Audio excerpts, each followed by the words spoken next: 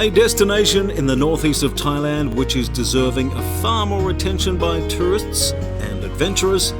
650 kilometres by road from Bangkok, or just a 70-minute flight, is the beautiful township of Sakon Nakhon. It is home to the largest natural lake in the northeast and has a population of around 76,000 and offers loads to do and see.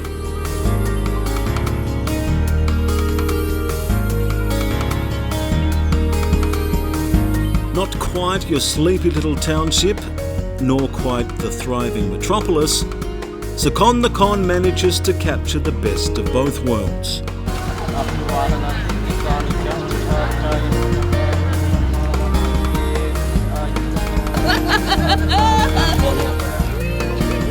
Well known as being home to these two famous monks which flank Lord Buddha here in the middle.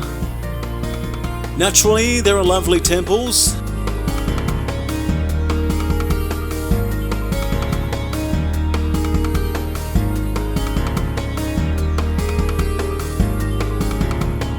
Terrific wet market,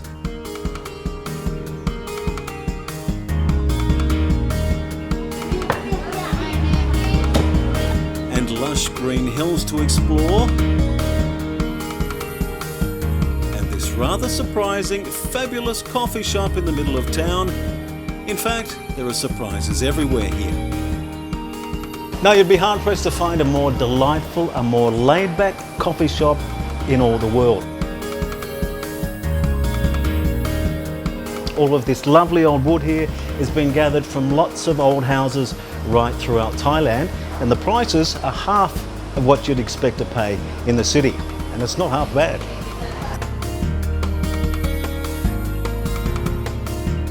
Given its relative closeness to Vietnam, there is a distinct Vietnamese influence here, much to the delight of our teammates' tummies.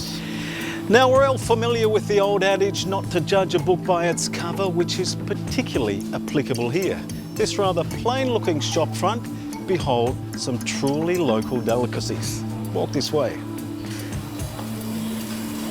Vietnamese food is prepared differently here, we were told, to what you will find in other parts.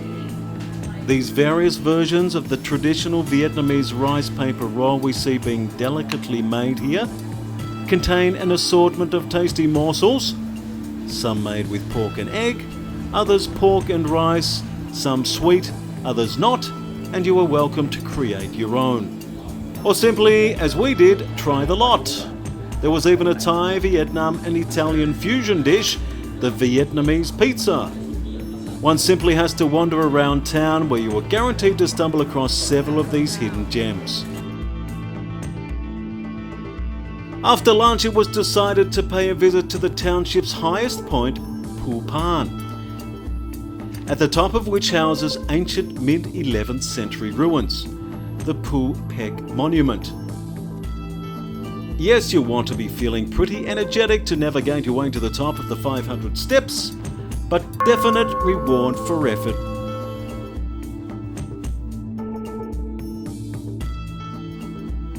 Be sure you take your own water,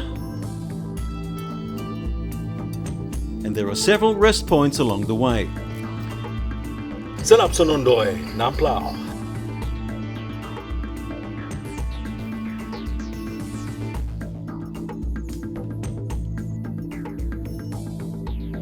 Other world-like structure was registered as an ancient monument by the Fine Arts Department in 1935.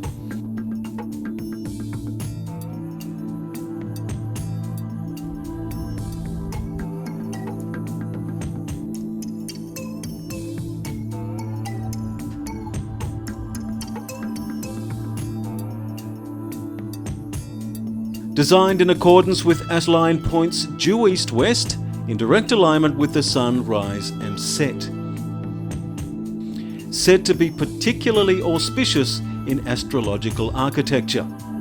Ancient rulers throughout the globe followed this principle when building their own fortresses, said to ensure good fortune would be assured.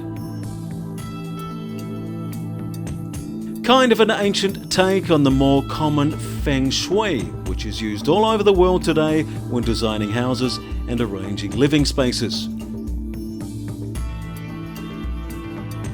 This sundial was originally placed inside the structure where we now see Lord Buddha.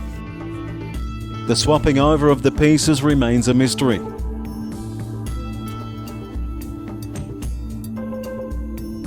And this hole was used to pour water into and leads directly to the North Star, thus making the water sacred out the other end.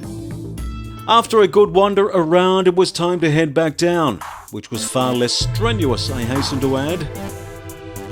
Our next stop, the largest lake in northeastern Thailand.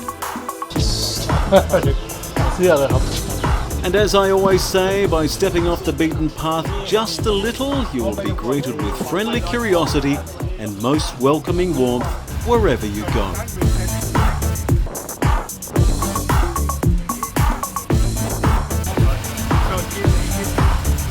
A beautiful natural body of water from which spectacular sunsets are guaranteed. Lake Nong Han.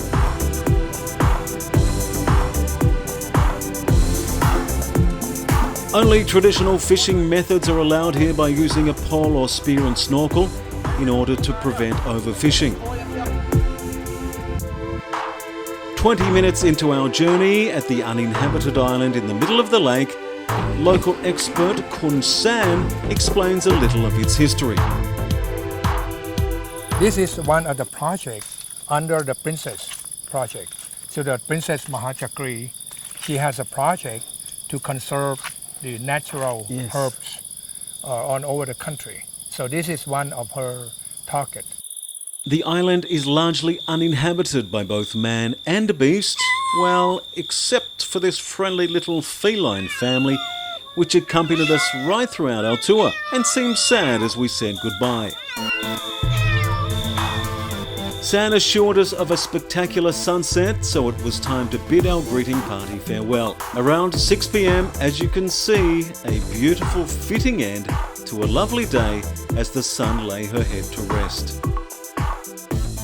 Sakon Nakhon should not simply be bypassed as travellers make their way to larger adjacent townships. Instead, it should become another wonderful Thailand destination. It is our hope that we have managed to capture a couple of reasons why this can become the case. As always, contact the TAT or Rotary Group upon arrival and you are guaranteed to be met with open arms and big white teeth.